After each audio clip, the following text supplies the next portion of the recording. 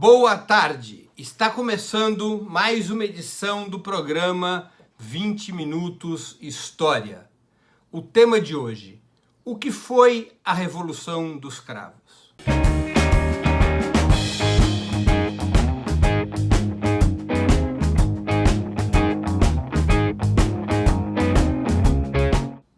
No dia 25 de abril de 1974, uma insurreição militar, em seguida apoiada por um levante popular por todo o país, derrubava uma ditadura que havia sido instalada muitos anos antes, em 1926.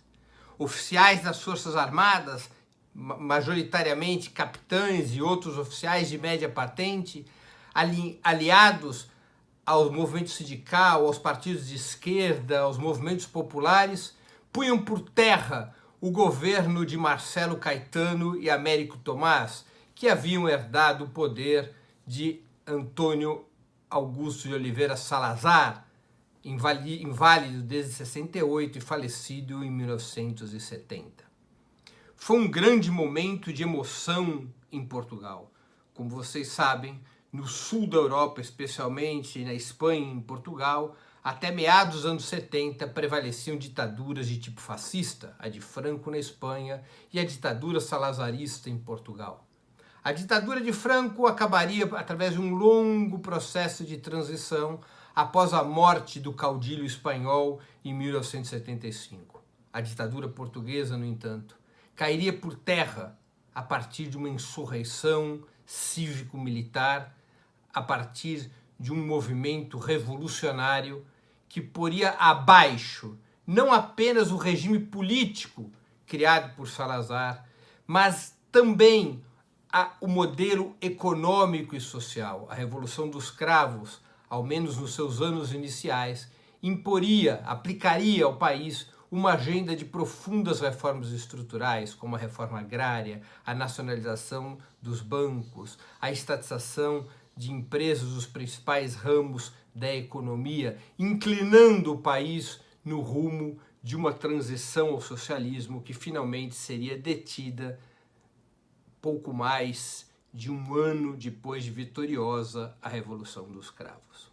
Para que possamos compreender melhor o significado da Revolução dos Cravos, devemos dar um passo atrás e entendermos o que era o salazarismo.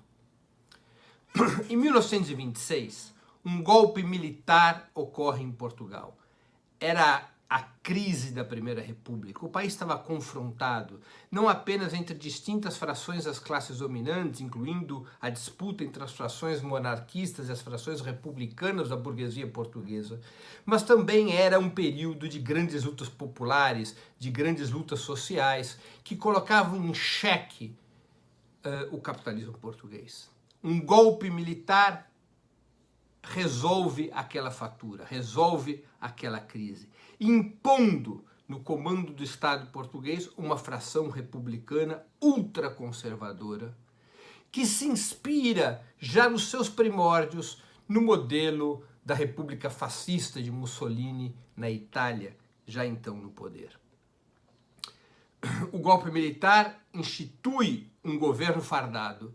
E esse governo fardado convoca para ser o ministro das Finanças Antônio Augusto de Oliveira Salazar. Salazar era um professor, um homem muito vinculado aos setores mais conservadores da Igreja Católica, e embora acenasse para os monarquistas, era fundamentalmente um republicano fascista. Como ministro das Finanças, Salazar aplica uma fórmula de extrema austeridade nas finanças públicas, de tal sorte que a dívida interna de Portugal pudesse ser enfrentada às custas de cortes drásticos nos investimentos sociais, nos gastos públicos, nos salários dos trabalhadores, nos direitos do povo português de forma geral. Ganha tamanho poder e prestígio junto à burguesia portuguesa que não tardaria a se transformar de ministro das Finanças em primeiro-ministro, o que iria ocorrer em 1932. Salazar passava, então, a concentrar todo o poder em Portugal. Salazar supera o regime da ditadura militar e cria uma ditadura civil, a qual dá o nome, vejam só que ironia, de Estado Novo, ainda em 1932, precedendo, portanto, em 5 anos, o Estado Novo de Getúlio Vargas, decretado no Brasil em 1937, claramente inspirado pelo salazarismo. Salazar vai concentrando todos os poderes do governo, é um governo extremamente vertical e um governo que vai instituindo uma ditadura de partido único, apenas o partido da União Nacional, que era o partido fascista, tem o direito de existir, o movimento sindical é brutalmente reprimido, qualquer tipo de oposição é sancionada, a economia é dirigida fortemente pelo governo português, mas beneficiando as grandes corporações financeiras e industriais que conseguem ampliar suas margens de lucro em função do arroxo dos salários, da restrição dos direitos dos trabalhadores. E, fundamentalmente, esse governo centralizado, fascista de Salazar, conduz também com mão de ferro a dominação colonial portuguesa. Portugal, então, detinha o controle, a propriedade de grandes colônias, em especial na África, Moçambique, Angola e outros países estavam sob o jugo colonial português, faziam parte do que sobrevivia do grande império português. E parte da acumulação capitalista portuguesa dependia dessas colônias, das suas riquezas minerais e agrícolas.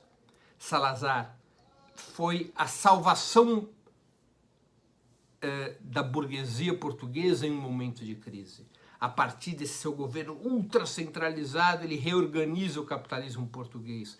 Não desenvolve o país tem um baixo grau de desenvolvimento industrial, um baixo grau de desenvolvimento em relação aos serviços, mas permite, graças à sua mão de ferro, permite que a burguesia portuguesa recupere suas taxas de rentabilidade, basicamente em função da superexploração do trabalho e da exploração colonial.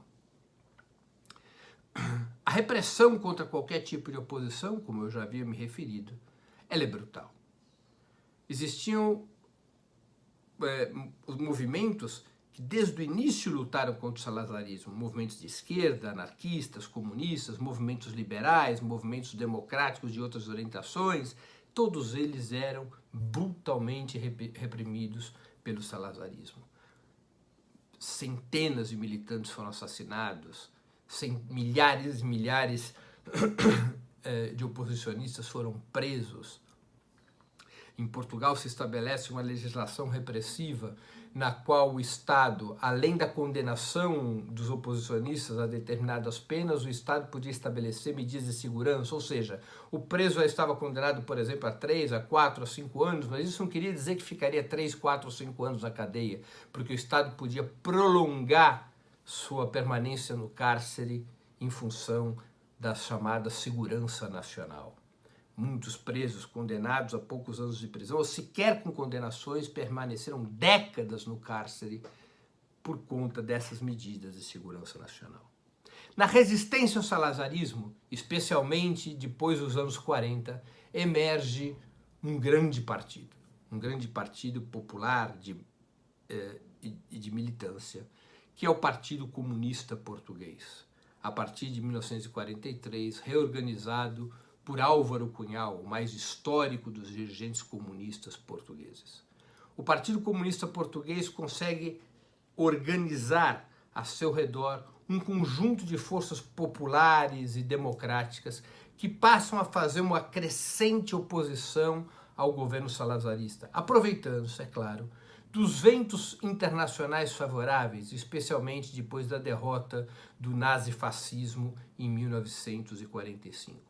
Salazar, embora fosse um governo extremamente simpático ao fascismo, teve o cuidado de não colocar o Portugal no cenário da guerra.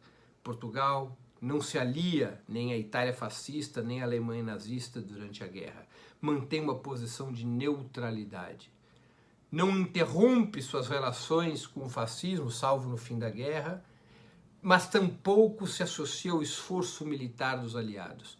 Salazar tinha preocupação de evitar, seja que a Alemanha nazista viesse a ocupar Portugal, no caso do regime salazarista se aliar aos aliados, seja dos aliados, em função do combate à Alemanha nazista, vir a impulsionar a derrubada do governo de Salazar por sua aliança eventual com Hitler ou Mussolini. Por essas considerações, Salazar mantém Portugal neutro, com relações razoáveis com a Itália fascista e especialmente com o Reino Unido.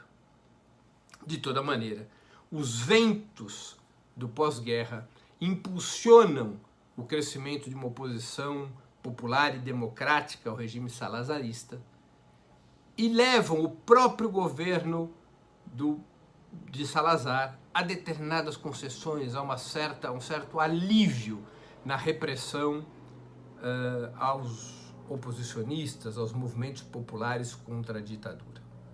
Neste clima de um certo relaxamento da ditadura e de avanço da oposição democrática, prevalece no Partido Comunista Português, principal organização da resistência antifascista, uma orientação cognominada transição democrática. A ideia era que a ditadura salazarista seria substituída progressivamente, através de uma luta institucional, através do processo eleitoral, por uma coalizão das forças democráticas.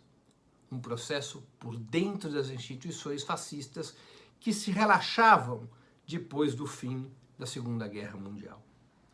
Essa orientação prevalece no Partido Comunista Português até o final dos anos 50, início dos anos 60. Quando Álvaro Cunhal, que havia sido preso no final dos anos 50, consegue escapar do Forte de Peniche no início dos anos 60, ele conduz uma reorientação, um giro político do Partido Comunista Português que iria influenciar toda a resistência antifascista. Qual era a tese de Álvaro Cunhal, esmiuçada em um histórico documento chamado Rumo à Vitória? Cunhal negava a via pacífica da derrota da ditadura salazarista.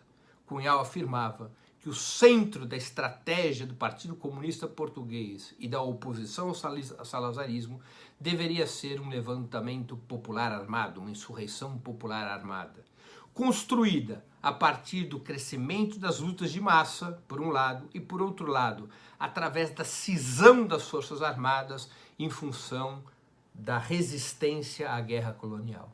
Cunhal acreditava que a junção do movimento operário e popular com frações militares que se opusessem à guerra colonial era o segredo de uma estratégia que colocaria abaixo o salazarismo a partir de uma insurreição popular armada, uma insurreição cívico-militar.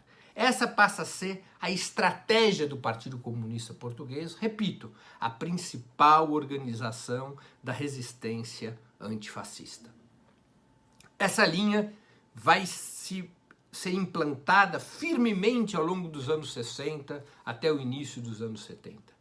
Portugal enfrentaria várias batalhas contra a ditadura salazarista, que seriam batalhas preparatórias desse desfecho estratégico imaginado por Álvaro Cunhal e pelos comunistas, então, na clandestinidade. Álvaro Cunhal, inclusive, fora do país depois da fuga de Peniche. Mas o Partido Comunista Português se mantinha como único partido na prática que continuava organizado, ativo, atuante, apesar da repressão salazarista, e conduzia as forças principais da oposição. As previsões de Álvaro Cunhal se revelaram corretas. Pouco a pouco, em função da guerra colonial, se estabelece dentro das Forças Armadas Portuguesas uma divisão, com uma camada grande de oficiais, especialmente os mais jovens, se contrapondo à guerra colonial e ao próprio regime salazarista. Junta-se a isso as grandes lutas populares, estudantis, as greves, e vai se criando um clima que desembocaria nas grandes batalhas de 1973 e 74, que finalmente conduziriam à insurreição militar de 1974. Na madrugada daquele dia, toca nas rádios a música que vocês escutaram no início do programa, Grândola Vila Morena. Era a senha para que os oficiais, articulados ao redor de um grupo denominado Movimento das Forças Armadas, MFA, era o código, essa música, para que o MFA tomasse as ruas de Lisboa, tomasse os principais centros da capital e das cidades mais importantes do país, derrubasse o governo de Marcelo Caetano e Américo Tomás. Marcelo Caetano era o primeiro-ministro, havia sucedido a Salazar. Salazar teve uma queda em 1968, a sua queda bateu a cabeça, ao bater a cabeça, perdeu as condições de governar, morreria logo alguns anos depois, em 1970. Marcelo Caetano foi seu herdeiro, Américo Tomás era o presidente da República, o regime era um regime parlamentar, fascista de formalidade parlamentarista. É derrubado, então, o governo de Marcelo Caetano por esse levante das Forças Armadas e setores das Forças Armadas no 25 de abril de 1974. Imediatamente ao levante militar, enormes massas populares, gigantescas multidões tomam as ruas de Lisboa e das principais cidades do país em apoio à Revolução dos Cravos, que assim foi chamada, porque o regime cai sem resistência, praticamente não há sangue na derrubada do regime salazarista, são apenas 4 mortes que se registram quando as massas tomam de assalto o quartel da PIDE. A PIDE era a polícia política do salazarismo, e os oficiais colocam nos seus fuzis, nas suas armas, cravos. O povo, inclusive, vai se aproximando dos militares e colocando cravos nas armas dos oficiais rebeldes, e por isso a revolução ganha o nome de Revolução dos Cravos, com um enorme apoio popular organizado dos sindicatos, do movimento operário, dos movimentos populares. O Partido Comunista tinha então uma presença importante nas Forças Armadas, queria crescer nos anos seguintes, havia participado fortemente da conspiração, embora fosse minoritário entre os oficiais rebeldes. O Partido Comunista Português, ao longo da resistência antifascista, tinha inclusive construído um braço armado, a Ação Revolucionária Armada, a ARA, que havia organizado feitos espetaculares no combate à guerra colonial. O mais importante desses feitos foi a explosão na base aérea de Tancos de dezenas de helicópteros e aviões portugueses que eram usados na guerra colonial. A ARA acabou sendo um braço armado importante não apenas na destruição da logística do regime salazarista, da logística da guerra colonial, como também como instrumento de propaganda e de aglutinação dos setores revolucionários dentro e fora das Forças Armadas. Vitoriosa a Revolução dos Cravos no dia 25 de abril, se estabelece uma disputa pelos rumos da Revolução, porque, evidentemente, nem todos os oficiais antifascistas, nem todas as forças antifascistas tinham a mesma orientação. Logo, há uma divisão. Num primeiro momento, assume uma junta de salvação nacional, e essa junta de salvação nacional entrega o comando do governo a Antônio Spínola, que era um general moderado, que havia prestado serviço ao salazarismo, que havia comandado a guerra colonial, e o Spínola representava um setor moderado, muito moderado, da luta contra o Salazar. Num primeiro momento, a Revolução dos Cravos fica sob seu comando, mas a poderosa esquerda militar que se organizava ao redor do MFA, aliada ao Partido Comunista, a outras forças de esquerda, ao Partido Socialista, que então nascia em anos recentes, dirigidos por Mário Soares, que depois viria a ser primeiro-ministro e presidente de Portugal, aliado a outros grupos de esquerda, esse bloco cívico-militar de esquerda vai ganhando influência e vai entrando em confronto com o governo de Antônio Spínola. Spínola percebe que está perdendo espaço, percebe o primeiro-ministro que ele havia indicado, um homem extremamente conservador, pró-capitalista, cai, assume como primeiro-ministro em função da nomeação executada pelo MFA. Vasco Gonçalves, um representante da esquerda militar, assume já em julho de 1974. E Spínola, no dia 28 de setembro, tenta pela primeira vez um golpe de Estado contra os militares. Se articula com a direita militar, incluindo a direita salazarista, incluindo os militares que apoiavam a guerra colonial, e tenta uma movimentação que lhe desse todo o poder, que lhe permitisse estabelecer uma ditadura pessoal em Portugal e derrotasse a esquerda política e militar. Essa operação do Spínola, porém, não dá certo. Há uma enorme reação popular e Spínola cai da presidência da República, assumindo no seu lugar Costa Gomes. Costa Gomes era um militar, um general, um velha guarda, mas muito vinculado à esquerda militar. E isso leva à aceleração da Revolução dos Cravos. É quando a Revolução dos Cravos, para além do seu caráter democrático, de ter enterrado o salazarismo, começa a realizar reformas estruturais de grande alcance. Costa Gomes é o presidente da República, Vasco Gonçalves é o primeiro-ministro. É então que se aprovam as leis da reforma agrária, da nacionalização dos bancos, da estatização dos setores estratégicos da economia, a política de não alinhamento em relação ao bloco imperialista. Portugal começa a construir, sob o comando dessa esquerda político-militar, da chamada Aliança Povo-FMA, que era a aliança entre os partidos de esquerda e o movimento dos oficiais rebeldes, Portugal começa a construir um caminho de transição a uma outra sociedade, que viria inclusive a estar proclamada na própria Constituição de 1975, uma sociedade socialista.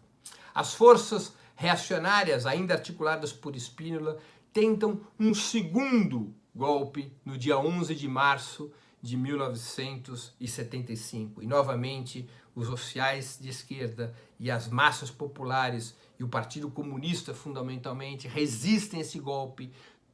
As massas vão às ruas e impõem uma fortíssima derrota à direita militar e a Spínola, que foge do país. A direita militar sofre uma derrota estratégica e avança a revolução no sentido das reformas estruturais delineadas. Realiza-se a eleição para a Assembleia Constituinte. Na eleição para a Assembleia Constituinte, se fossem somados os votos do Partido Socialista com o Partido Comunista, mais de 50% dos constituintes estariam no bloco de esquerda. E isso permitiria, em tese, a base política, social e eleitoral para que a revolução se aprofundasse no sentido proclamado pelos partidos de esquerda, que era da construção de uma sociedade socialista. No entanto, começa então uma divisão, aprofunda-se uma divisão entre os dois grandes partidos da esquerda. O Partido Comunista Português mantinha sua perspectiva revolucionária de construção da sociedade socialista, mas o Partido Socialista de Mário Soares já fazia seu giro em favor de um acordo com o imperialismo norte-americano e com a social-democracia europeia, abandonando a perspectiva revolucionária aberta em 25 de abril de 1974 e aprofundada em 28 de setembro daquele mesmo ano e em 11 de março de 1975.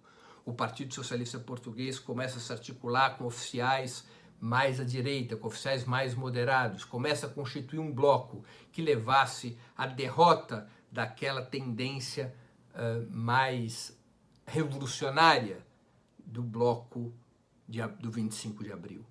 Essa divisão entre o Partido Comunista Português e o Partido Socialista estaria representada também dentro das Forças Armadas. O próprio movimento das Forças Armadas vai se dividindo entre um bloco revolucionário, que tinha como principal expoente público Vasco Gonçalves, o primeiro-ministro, e um bloco moderado que se articula ao redor do chamado Grupo dos Nove, que eram os oficiais moderados, que não queriam o aprofundamento da Revolução, que desejavam manter Portugal no campo do capitalismo, que desejavam manter Portugal aliado dos Estados Unidos e dentro da OTAN, a Aliança do Tratado do Atlântico Norte, comandado pelos Estados Unidos, dentro da Europa, naquele clima da Guerra Fria. A força eleitoral que o Partido Socialista havia adquirido na eleição da Constituinte, somada à divisão do movimento das Forças Armadas, permite uma alteração na correlação de forças da Revolução dos Cravos. E a esquerda político-militar começa a se ver em situação de isolamento. Esse isolamento levaria à queda de Vasco Gonçalves em julho de 1975 e a hegemonia progressiva desse bloco moderado, constituído pelos militares mais à direita e pelo Partido Socialista. O Partido Socialista e esses oficiais mais à direita, inclusive, fecham os olhos para os ataques da ultradireita contra as sedes do Partido Comunista Português em julho e agosto de 1975, para os ataques feitos contra outros edifícios e concentrações e centros políticos da esquerda portuguesa, a ultradireita portuguesa, na prática, acaba funcionando como um braço clandestino e armado desse novo bloco moderado que se articulava entre o Partido Socialista e os moderados do MFA, do Movimento das Forças Armadas. A esquerda político-militar tenta resistir e joga suas fichas de forma algo desorganizada num levante realizado no dia 25 de novembro de 1975. Os paraquedistas tentam tomar a base de Tancos. Há um levante, surge uma organização militar que reúne toda a esquerda militar, não só aqueles mais próximos ao Partido Comunista, mas também ligados a outros grupos de ultra-esquerda, e tentam, através dessa operação no dia 25 de novembro, dessa operação político-militar, impor uma derrota à direita político-militar, ao bloco do PS com os moderados do MFA, mas esse levante fracassa. O 25 de novembro é derrotado pelos militares ligados à ala mais moderada e ao Partido Socialista, impondo uma derrota estratégica à esquerda militar, a Vasco Gonçalves e ao Partido Comunista Português. Abre-se, depois do dia 25 de novembro de 1974, o processo de derrota das conquistas marcadas pela Revolução dos Cravos. Começa o período de restauração da ordem burguesa tradicional, da democracia liberal, da economia de mercado. Embora Portugal não voltasse a ser um país fascista, mantivesse como um país nos marcos da democracia liberal, com liberdade de expressão, liberdade partidária, embora algumas conquistas importantes da Revolução dos Cravos não tenham sido anuladas, especialmente na educação, na saúde, em direitos dos trabalhadores, o fato é que depois do 25 de novembro de 1975, a Revolução dos Cravos chega ao seu ocaso. Essa é a história da Revolução dos Cravos, que nasceu no dia 25 de abril de 1974. Por aqui eu me despeço. Lembro a vocês 2 recados fundamentais. Primeiro, inscrevam-se no programa, no canal do Ópera Mundi no YouTube. Nessa plataforma vocês poderão encontrar os programas 20 minutos anteriores e já passamos também a transmitir ao vivo pelo YouTube os programas 20 minutos de história e 20 minutos de atualidade. Por fim, assinem solidariamente Ópera Mundi. www.operamundi.com.br/apoio. A assinatura solidária é fundamental para que a imprensa independente possa seguir na batalha de informações e ideias contra a mídia monopolista. Agradeço a audiência de vocês, peço àqueles que gostaram do programa que o compartilhem, que ajudem na sua difusão, e nos veremos na sexta-feira no 20 Minutos de Atualidade e na próxima terça novamente no 20 Minutos de História. Muito obrigado pela audiência, um abraço e até mais.